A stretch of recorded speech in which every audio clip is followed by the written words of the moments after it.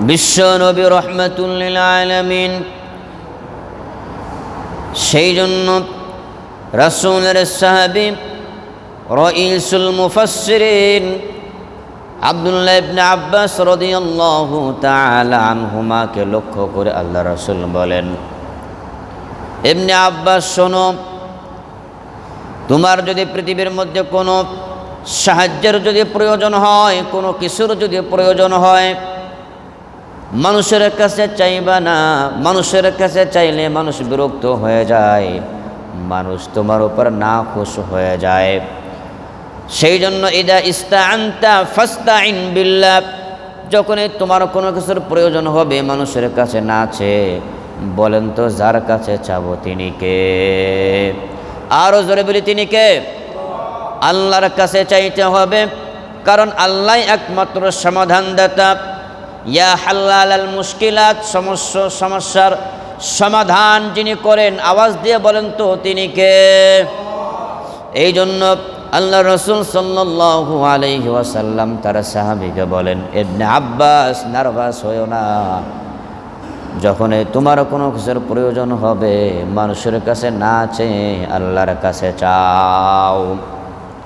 কারণ হলো যিনি সমস্ত কল্যাণ দানকারী এবং সমস্ত সমস্যার সমাধানকারী যিনি, তিনি যদি তোমার কল্যাণ যদি চান, তিনি যদি তোমার মঙ্গল চান, শুনে রাখো, ওয়া'লাম আন্নাল উম্মাতা লাউ ইজতামাআত আলা আন ইয়ানফাউকা বিশাইইন লাম ইয়ানফাউকা ইল্লা বিশাইইন ক্বাদ কাতাবাহুল্লাহু লাক। বিশ্বনবী বলেন, শোনো, আল্লাহ রাব্বুল আলামিন যদি তোমার মঙ্গল চান, তোমার যদি কল্যাণ চান, তাহলে সারা পৃথিবীর সমস্ত মানুষ একসাথে হয়েও তোমার কল্যাণকে কোনো ব্যক্তি রুখতে পারবে না। আর শুনে রাখো, লাউ ইজতামাউ আলা আন ইয়াদুররুকা বিশাইইন লাম ইয়াদুররুকা ইল্লা বিশাইইন ক্বাদ কাতাবাহুল্লাহু আলাইকা। আল্লাহ রাসূল সাল্লাল্লাহু আলাইহি ওয়াসাল্লাম বলেন, আর আল্লাহ রব্বুল আলামিন যদি তোমার ক্ষতি চান, অকল্যাণ যদি চান, সমগ্র মানুষ একসাথে হলেও তোমারও কোনো কল্যাণ করতে পারবে না। কথা বলেন ঠিক না বেঠিক? তার মানে পৃথিবীর মানুষের কাছে আমরা সমস্যার কথা বলবো না, আমাদের কোনো কিছুর প্রয়োজন হলে মানুষের কাছে বলবো না। এই জন্য রাসূলের নীতি ছিল, রাসূলের মূলনীতি ছিল, ফর্মুলা ছিল, যখনই তিনি সমস্যায় পড়তেন মানুষকে না বলে সাথে সাথে তাহারাত অর্জন করে তিনি জায়নামাজ বিছায়ে নামাজে দাঁড়িয়ে যেতেন। বলি আল্লাহু আকবার। কানা রাসূলুল্লাহি সাল্লাল্লাহু আলাইহি ওয়াসাল্লাম ইযা হাযাবাহু আমরুন ফাজিআ ইলা সালাত, যখনই কোনো সমস্যা, যখনই কোনো মুশকিলাত আল্লাহর রাসূলের কাছে চলে আসতো, আল্লাহর রাসূল কালক্ষেপণ না করে, কাল বিলম্ব না করে, মানুষের কাছে না বলে তিনি আল্লাহর কাছে বলতেন এবং নামাজে দাঁড়িয়ে যেতেন। এই নামাজটাকে বলা হয় সলাতুল হাজা, তথা প্রয়োজন নিরসনের নামাজ। মানুষ যদি আমার সমস্যার সমাধানও যদি করে, সাময়িকভাবে করতে পারে, কিন্তু কখনোই কোনো মানুষ চিরস্থায়ীভাবে কোনো সমস্যার সমাধান করতে পারবে না। তার মানে পৃথিবীর মানুষের কাছে বলে আমার কী লাভ? বিপদে পড়েছি, বিপদের সম্মুখীন আমি হয়েছি, বিভিন্ন সমস্যা আমার সামনে চলে এসেছে, নার্ভাস না হয়ে, হতোদ্যম না হয়ে, হোপলেস না হয়ে উম্মতি মুহাম্মদীদের করণীয় হলো এইরকমভাবে আশাহত না হয়ে সরাসরি তাহারাত অর্জন করে, ওযু অর্জন করে জায়নামাজ বিছায়ে নামাজে দাঁড়িয়ে যান।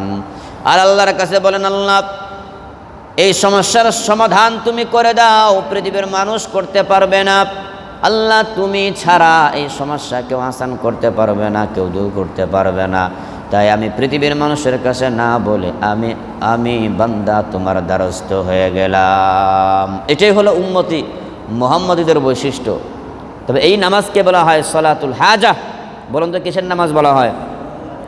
সলাতুল হাজা। যখনই কোনো সমস্যা আমাদের সামনে চলে আসবে, আমরা হোপলেস না হয়ে মানুষের কাছে না বলে আমরা যদি তহারাত অর্জন করে জায়নামাজে দাঁড়িয়ে যাই, আল্লাহর কাছে যদি কান্নাকাটি করে বলি, তাহলে আল্লাহ বলেন তো সমস্যা সমাধান করবে কি করবে না? আল্লাহ তাআলা বান্দার কোনো দোয়াই ফিরিয়ে দেন না। আল্লাহ বান্দার প্রত্যেকটা দোয়াই কবুল করেন, হয়তো উপস্থিত কিংবা একটু বিলম্ব করে কিংবা কিছু সময় নিয়ে।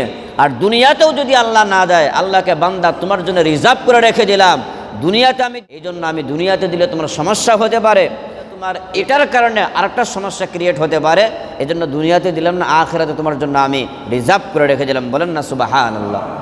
তার মানে কোনো মানুষের দোয়াই আল্লাহ ফিরিয়ে দেন না। এই জন্য তো বিশ্ব নবী বলেন, মাল্লাম ইয়াসআলিল্লাহ ইয়াগদাব আলাইহি, মানুষের কাছে চাইলে মানুষ রাগান্বিত হয়ে যায়, মানুষ ক্রোধান্বিত হয়ে যায়, মানুষ বিরক্ত হয়ে যায়।